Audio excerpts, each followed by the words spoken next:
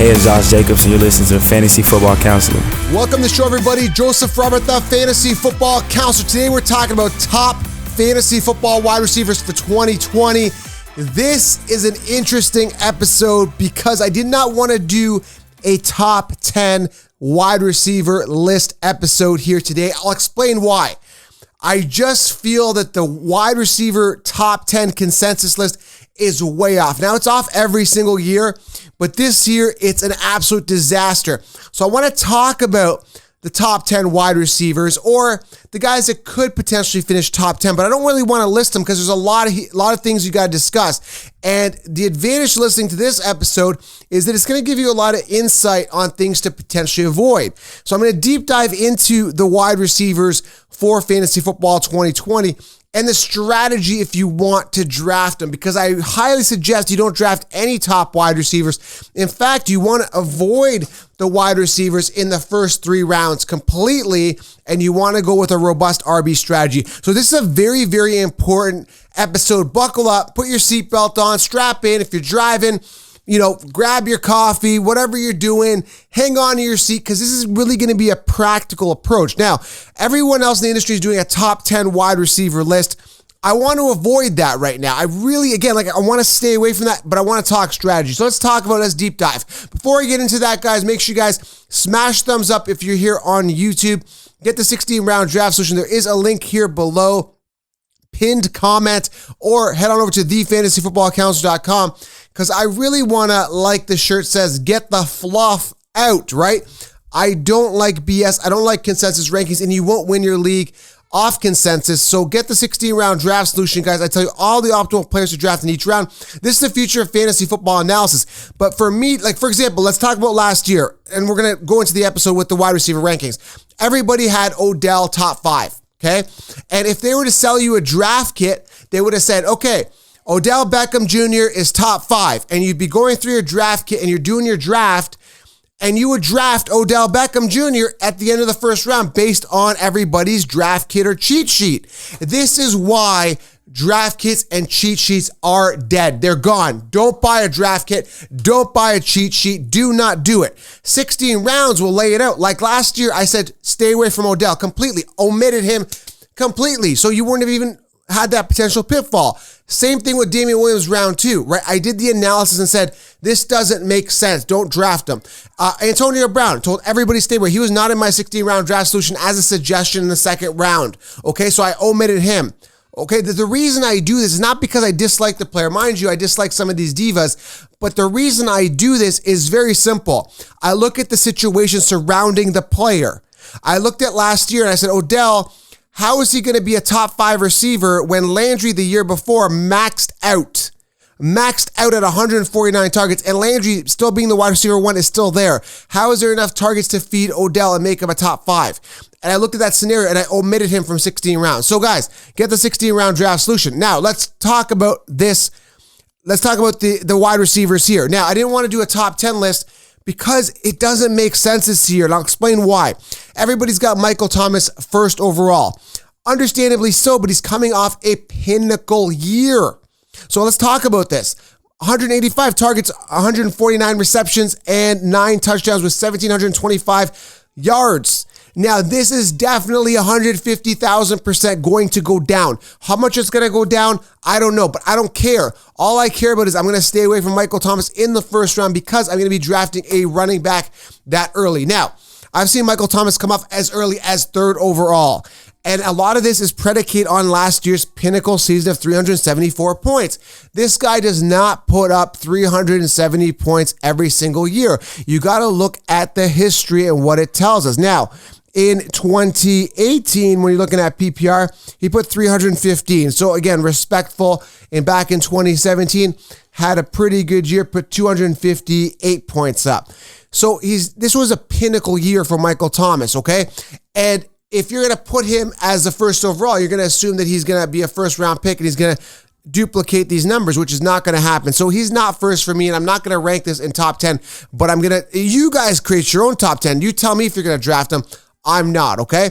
Another guy that I absolutely love who had an amazing year back in 2018. I have this guy because I have rankings on my site, but I don't really go by them. If you want to know how I go, you got to go with the 16 rounds. That's what I do, right? That's how you gauge my picks and who I like, right? Like, for example, David Johnson, right? If you look at his ADP and you get a draft kit and cheat sheet, he's like ranked 21st amongst running backs. This guy could easily be a first-round finisher based on volume, talent, and opportunity with the Texans.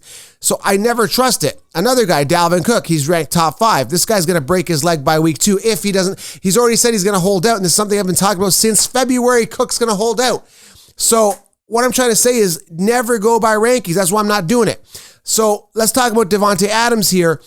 Adams now had a phenomenal year in 2018, second in fantasy, 329 points. But the problem in 2019 is he only played, 12 games. So he was hurt. It really brought him down last year. It really hurt him. And you know what? He's going to bounce back this year. He's going to have a good year back in 2020. He's going to be the primary target for Aaron Rodgers. I like Davante Adams going into the 2020 season. I think the ceiling's there. I think the upside's there. I think the guy's going to eat this season. Davante Adams is a guy you definitely want to target as a wide receiver at the end of the first round if you go wide receivers. And again, I'm strongly against going with wide receivers, but that's what we're talking about. We're talking about the top wide receivers, okay?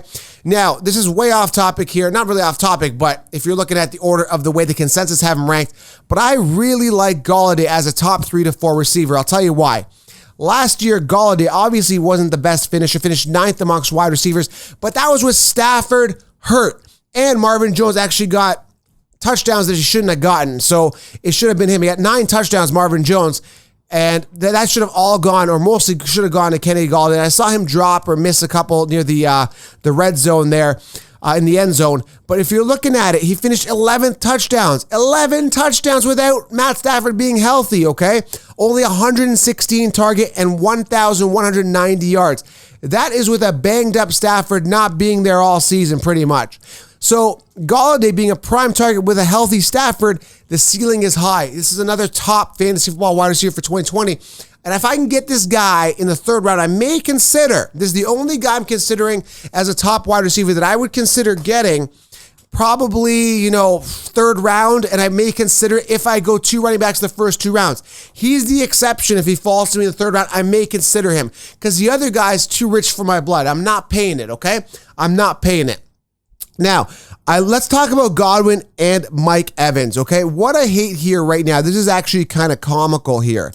I want to explain the situation to you. Both of these guys are currently in the top 10, and the confusion with the Concheapsis is beyond belief here. Now, here's the fascinating thing. Godwin actually last year finished 2nd in PPR amongst wide receivers, okay? We finished with 276 points. He had 120 targets for 1,333 receiving yards and 9 touchdowns, putting him 2nd. That's with Winston under center. That's not with Tom Brady coming in, right? So this is something you definitely have to look at. And this is why I didn't want to rank these in top 10 order, because the consensus are just going to tell you both these guys are in the top 10. Currently, like I said, Godwin is sitting 6th. Why is Godwin sitting ahead of Mike Evans? Why? Because he had a good year last year, predicated on a different quarterback that's going to be throwing this year, right? It's going to be Brady. It's going to be a totally different situation. Then they've got Mike Evans at 8. This Evans did not finish in the top 10, which is ironic, so they didn't really copy and paste it. But here's the fascinating thing and the confusion and the mind mess here that's going on with the Concheapsis, okay? Let me explain this to you guys very simple. Actually, sorry, Mike Evans did actually, I apologize here. Mike Evans finished 8th, or sorry, let me filter this by fantasy points here, guys. I'm way off here. Godwin finished 2nd. Mike Evans finished 15th. But Evans is actually sitting 8th right now in the rankings, but finished 15th last year. And here's the confusion. Here's the confusing part. They put them both in the top 10. Why? Why did they put them both in the top 10? Because technically Evans is the wide receiver 1 there, and they're confused because Godwin finished ahead of him in fantasy points. So what does this mean for you as a fantasy football player? It means that you have to, if you want either one of them, have to draft them in the 2nd or early 3rd round, mid-2nd to early 3rd, and you got to get both there. Now, here's the cool news. for you guys. Avoid both of them because I'll tell you, one of them may finish top 10. That's it. Not both of them, one of them. Because if you look at the history of Tom Brady, he gravitates to one main receiver. Last year, that being Edelman, finishing 7th with 153 targets. There is no second wide receiver that finished with similar targets near him at all. I mean, there was no other wide receiver that I think is popping out to me to say, hey, he was another guy that finished top 10 with Edelman. Now, they've also got Gronkowski there in Tampa Bay now. OJ Howard, they've got Bray, they've got other targets, right? They're going to spread the ball around. Not to mention James White with the Patriots last year had about 95 targets. So you look for Rojo or Keyshawn Vaughn to catch some balls out of the backfield because Brady likes to throw to them. So there's not enough targets to distribute amongst Godwin and Evans to both make them top 10 if Gronkowski, the tight ends, and the running backs, based on the history of Tom Brady, shows that he throws to everybody else like Gronk and the running backs. There's just not enough to make these guys top 10. So what the consensus are telling you, which is really messed up, is that both these guys are going to be top 10. We're confused. We're putting Godwin ahead of Evans simply because of last year he finished ahead of him. But Evans is still the wide receiver one. That's why we're throwing him in the top 10. We're confused. We're messed up. That's what the consensus are telling you right now. So to solve this problem, because it's a coin toss, one of them, he's going to gravitate. Brady's going to gravitate to one of them more than the other, I feel. And if he does it, there's going to be a distribution of workload to both of them and taking them out of top 10 contention. Does this make sense? Is this practical? The best solution is to stay away from both these guys. Draft a running back in the second round. A guy like Todd Gurley who got cleared for his arthritis, which I was saying, Todd Gurley's due for a workload. The Falcons right here, guys. Falcons behind me here on the drape here on the scarf. Falcons believe in Todd Gurley, okay? So go with the second round guy that's going to get the workload. Do not invest on a coin toss in these guys, okay? Let's keep talking other top wide receivers. Let's talk about DeAndre Hopkins here. This is a huge discussion here because here's another problem here with Hopkins. 150 targets, 1,165 receiving yards, 7 touchdowns, and 104 receptions. Listen, this is with a guy that he had built rapport with. This is with Deshaun Watson. Now, we already understand, guys. We understand the situation where Hopkins performs well with crappy quarterbacks throwing the ball. We've seen it time in, time out. But he's with Kyler Murray now. Kyler Murray going in his second year. They got to build that rapport. That's number one. Number two, Larry Fitzgerald is the wide receiver one, and he is still there. And he maxed out last year with 109 targets with Kyler Murray there. So let's say Kyler Murray starts to throw more. Let's say he actually does.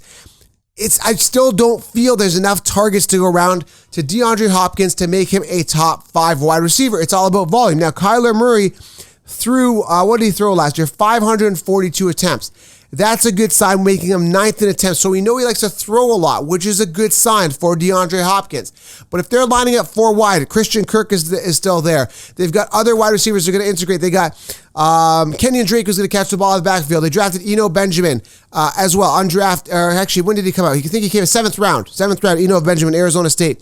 So they like him. Listen, there's just way too many targets to go around, and mathematically it doesn't add up. Kirk and Larry Fitzgerald, 107 targets last year to Kirk, 109 to Fitzgerald. And they're still there.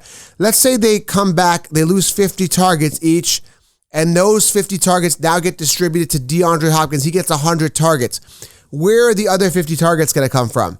I mean, literally, like Larry Fitzgerald's got to sit on the bench. And understand, guys, Kirk and all these guys, they've all got the rapport with Kyler Murray. So in comes Hopkins. He's going to probably see the double coverage. He's going to be in a lot of trouble. Now, there's other guys on that team as well. Andy Isabella, Keyshawn Johnson. Keyshawn Johnson had 42 targets for 21 receptions and a touchdown. And here's another cool fact. Larry Fitzgerald and Christian Kirk combined for a total of 7 receiving touchdowns combined.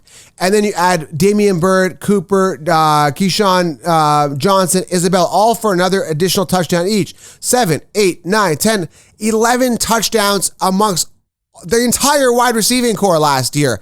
So how is, again, going back to Hopkins, how is he going to be a top 5 receiver? How is he going to get the 9 touchdowns? How is he going to produce on that level, knowing that this team spreads the offense out 4 wide and distributes the ball evenly with Larry Fitzgerald there? I'm torn on this. This is crazy. I'm just going to say mathematically it doesn't make sense, so I'm staying away from him completely. And again, the consensus they're telling you based on their cheat sheet is top 5. Not analyzing it to this degree. This is very, very important. Yeah, that's why it's a must-watch video, okay? So let's talk about other guys here that could be on top. Amari Cooper, I mean, everybody's high on him. He's sitting at 9th. Listen, they got CeeDee Lamb there, right? They've got other wide receivers that are going to dip into that. He's not going to finish with a lot of targets. Even last year, where did he finish? He had 119 targets. That's not a lot. Now with the addition of CeeDee Lamb, is he going to see that many? I think Randall Cobb had 83 targets. Lamb should get a lot more, right? He's one of the top prospects coming out of the NFL draft. So Amari Cooper, sketchy situation, right? And again, I'm going to do a wide receiver sleeper episode because, again, we got to talk about these guys that could potentially break out or breakout potential, because there's a lot of guys, Allen Robinson, DJ Moore, Calvin Ridley, Cooper Kupp, Davante Parker, DK Metcalf, T.Y. Hilton, Terry McLaurin, Stephon Diggs, DJ Shark, Deebo Samuel.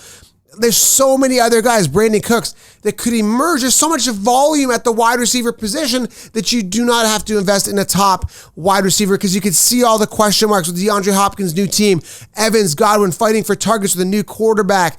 There's just so many question marks. I think Julio's safe. I think Adams is safe as early on. Tyreek Hill sitting second amongst the consensus. I'd be careful with him too. He's very volatile. He may end up with 300 points by the end of the season, but he's had his off-field issues. He's had his injuries, right?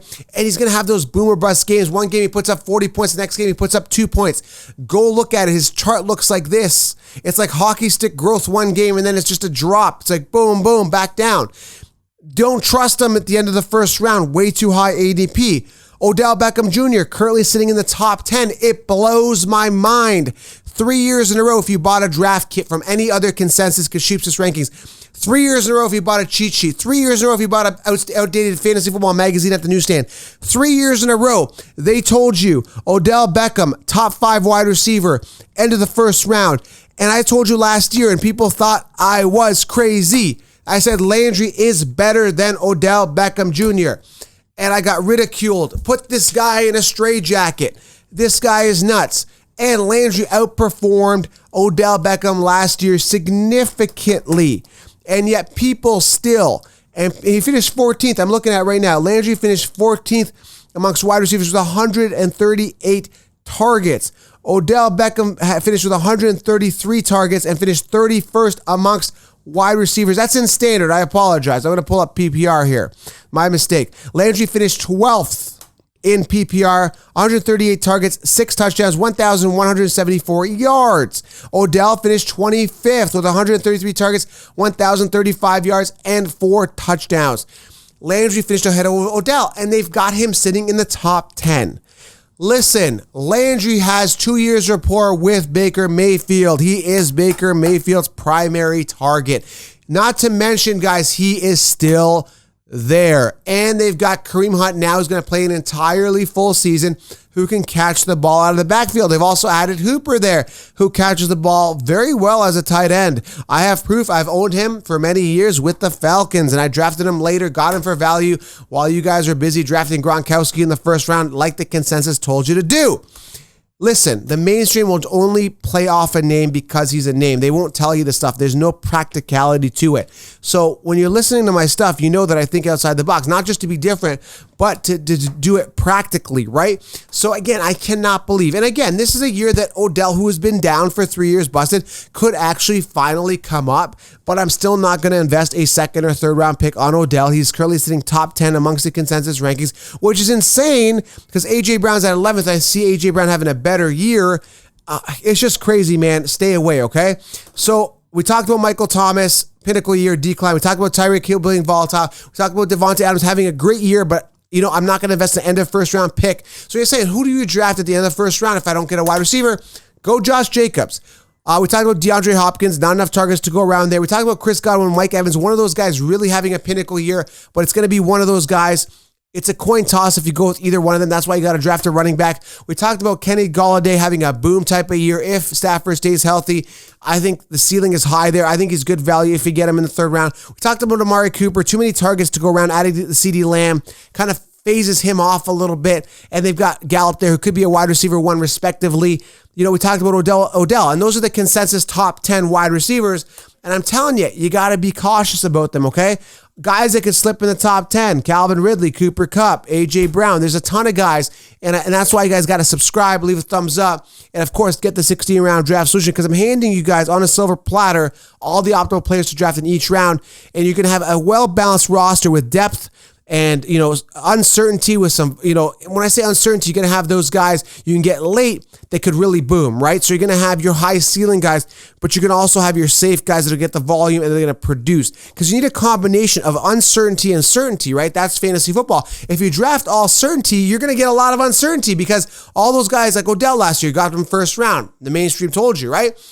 You know, even though you got him and you felt certain, there was uncertainty, right? So if you get those guys that you feel good about based on the Cuddy system, consistency, upside, durability, depth, and youth, you get them earlier on and they fit the Cuddy, like Odell doesn't fit the Cuddy, but you get those Cuddy safe and more secure guys. You get those a little more volatile, risky guys, and you get a balanced roster. You have an upside team. You just don't want to draft all upside players or all consistent players. You got to have a balanced roster, and you got to know to filter out the bad guys. Like, for example, Nick Chubb, not touching him this year. And again, I talk about this all in my 16-round draft, so you should get it, guys, below, or thefantasyfootballcounselor.com. And again, great conversation here. I wanted to have that open discussion with you. I just didn't want to do a top 10 list and just be like, hey, guys, do the top 10. Because you can see how much BS is in the top 10 list, guys. I broke it down for you guys. So very important, guys, when you're looking at top wide receivers, you might want to wait, because there's a ton of value later on that you can get, and a ton of wide receiver ones you can get after the 4th, 5th round, okay? Go Robust RB. Smash the thumbs up. Leave a question below if you have any fantasy football questions here on YouTube, and subscribe to the #1 fantasy football podcast right here. I am out, guys. I'll see you guys in the next video.